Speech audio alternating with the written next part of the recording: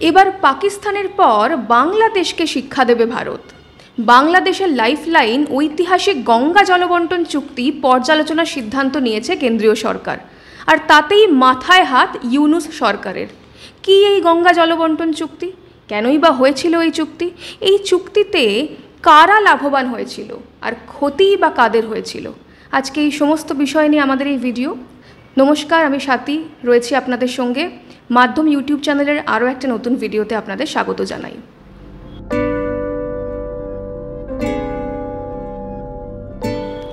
নদীমাতৃক দেশ ভারতবর্ষে সিন্ধু গঙ্গা শুধুমাত্র দুটো নদীর নাম নয়, এর সঙ্গে জড়িয়ে রয়েছে ভারতের প্রাচীন ইতিহাস এবং আমাদের পরিচয়। এই দুটি নদী ভারতের সভ্যতার প্রতীক। আবার সেই সঙ্গে এই দুটি নদী ভারতের সীমান্তবর্তী নদীও বটে। একদিকে সিন্ধু ভারত হয়ে পাকিস্তানে প্রবাহিত হয়, অন্যদিকে গঙ্গা নদী ভারত থেকে প্রবাহিত হয় বাংলাদেশে। আর ঠিক এই কারণেই উজানের দেশ ভারতের সঙ্গে এই দুই নদীর জলভাগাভাগির চুক্তি রয়েছে পাকিস্তান এবং বাংলাদেশের। সম্প্রতি পেহেলগাঁও হামলার পর সিন্ধু চুক্তি স্থগিত করে দিয়েছে ভারত, তাতেই ত্রাহি ত্রাহি রব উঠছে পাকিস্তানে। অন্যদিকে পূর্ব প্রান্তের যে প্রতিবেশীরা রয়েছে মানে বাংলাদেশ, তাদের সঙ্গে গঙ্গা জলবন্টন চুক্তি নিয়েও ভারত এবার নিজের অবস্থান স্পষ্ট করে দিল। এবার আর আগের শর্তে গঙ্গা চুক্তি হবে না, চুক্তি পুনর্নবীকরণ হবে এবং তা নিয়ে পর্যালোচনাও হবে এবং পুনর্বিবেচনাও করা হবে। এবার আসি এই গঙ্গা জলবন্টন চুক্তির ঐতিহাসিক প্রেক্ষাপট নিয়ে, মানে কেন এই চুক্তি হয়েছিল, কিভাবে হয়েছিল, সেসব আমরা বিস্তারিত আলোচনা করব। দুই দেশের মধ্যে দিয়ে প্রবাহিত এই পৌরাণিক নদীর জল ভাগাভাগি ঘিরে যে বিতর্কের সূত্রপাত হয়েছিল সেটা কিন্তু আজ থেকে নয়, মানে স্বাধীনতা লাভের অনেক আগে থেকেই পূর্ববঙ্গে এই নদীর জল নিয়ে সমস্যা ছিল। মোটামুটি 30-এর দশক থেকে জল বন্টনের প্রথম প্রস্তাব দিয়েছিল ব্রিটিশরা। হুগলি নদীতে জলের প্রবাহ বাড়িয়ে কলকাতা বন্দরকে বাঁচানোর প্রস্তাব ছিল তাদের।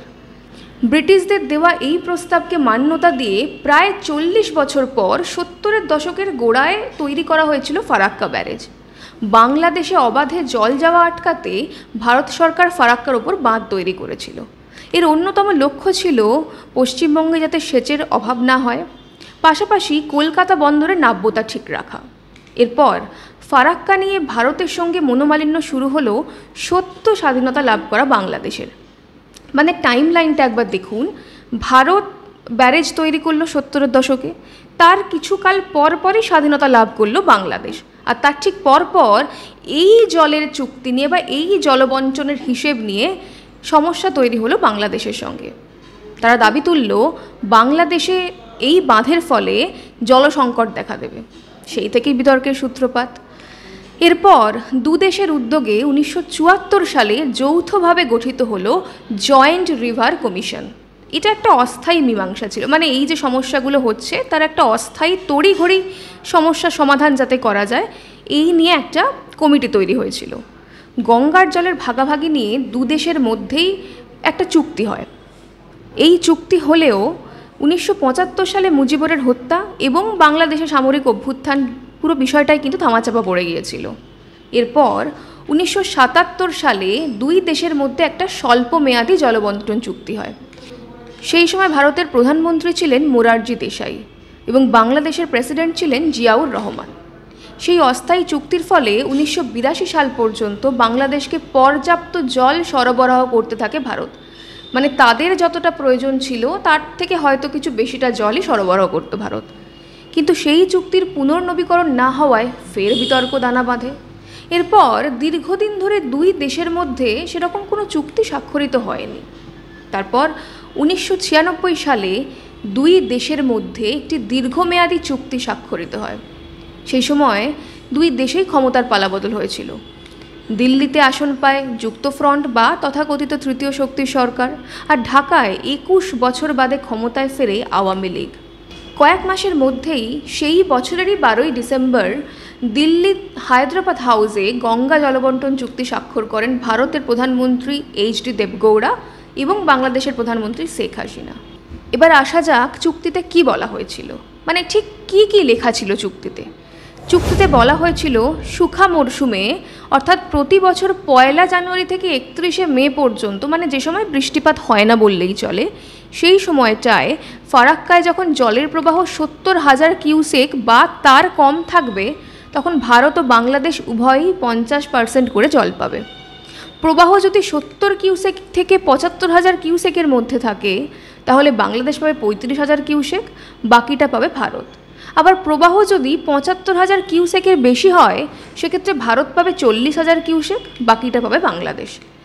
চুক্তিতে আরও লেখা হয়, খরার মরশুমে মানে 11ই মার্চ থেকে 10ই মে পর্যন্ত প্রতি 10 দিন অন্তর ভারত ও বাংলাদেশ 35,000 কিউসেক করে জল পাবে। অর্থাৎ প্রথম 10 দিন ভারত 35,000 জল পাবে এবং পরেরটা বাংলাদেশ পাবে। এভাবেই একটা চুক্তি ভাগ করে নেওয়া হয়েছিল।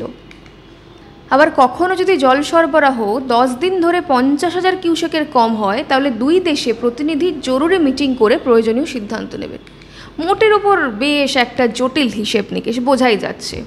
দ্বিতীয়ত, দুটি দেশ থেকে সমান সংখ্যক প্রতিনিধি নিয়ে একটি জয়েন্ট কমিশন গঠন করা হবে।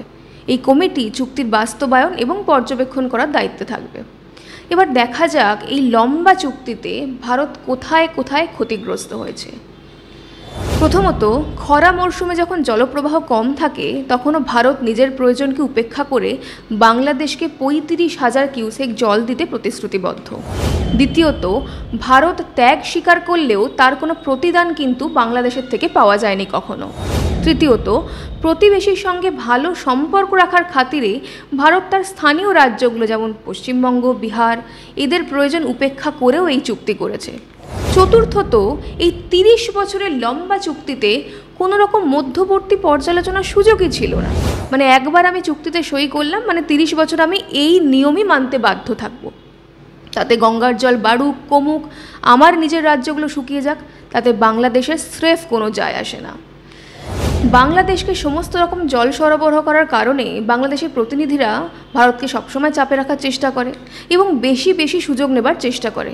এমনকি এতটা সাহায্য করার পরেও তারা আন্তর্জাতিক ফোরামে এইসব তথ্য দেখিয়ে রীতিমতন ভারতকে ব্ল্যাকমেল করার চেষ্টা করে। এখন প্রশ্ন হলো, ভারত কেন এত শর্ত মেনেও রাজি হয়েছিল এই চুক্তিতে? কারণ অবশ্য ছিল, চুক্তিটি ভারত এবং বাংলাদেশের মধ্যে একটি বন্ধুত্বপূর্ণ রাজনৈতিক সম্পর্ক গড়ে তোলার প্রয়াস ছিল। বহু বছরের অবিশ্বাসের পর ভারত দ্বিপাক্ষিক সম্পর্ককে স্থিতিশীল করতে আগ্রহী ছিল, আর তাই দীর্ঘমেয়াদী সদিচ্ছার জন্য বাংলাদেশকে নানা রকম সাহায্য দিয়েছিল ভারত।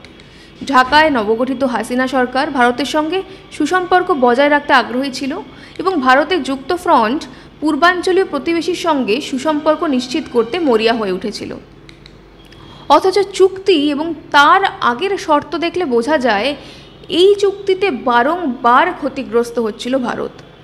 বছর বছর ধরে বিরাট মূল্য চোকাতে হচ্ছিল ভারতকে, কিন্তু এত কিছু সত্ত্বেও বাংলাদেশের সঙ্গে কোনো বিরোধে যায়নি তারা। ভারত এই চুক্তিকে বন্ধুত্বপূর্ণ প্রতিবেশীর সঙ্গে সহযোগিতা বজায় রাখার একটা উপায় হিসেবেই দেখেছিল। কিন্তু সব সুযোগ সুবিধা পেয়েও অপর দিক থেকে মিলছিল শুধু অভিযোগ আর বঞ্চনা। কিন্তু যা চলে আসছে সেটা যদি ভুল হয়, সেটাই আগামী দিনে বয়ে নিয়ে যেতে হবে এমন তো কোনো কারণ নেই। ভারতবর্ষের মানুষ এখন অনেক সচেতন, কেন্দ্রে রয়েছে বিজেপি সরকার, আর তারা সবার আগে ভারতের সুবিধেটাই দেখবে, ভারতের স্বার্থ দেখবে, এটা খুব স্বাভাবিক ব্যাপার। তাই সচেতন নাগরিক এর বিহিত চেয়ে, মানে এই যে জলবন্টন চুক্তি, এর বিহিত চেয়ে কেন্দ্রের কাছে একাধিক রিপোর্ট জমা করেছেন বিভিন্ন জায়গা থেকে বিভিন্ন মানুষজন।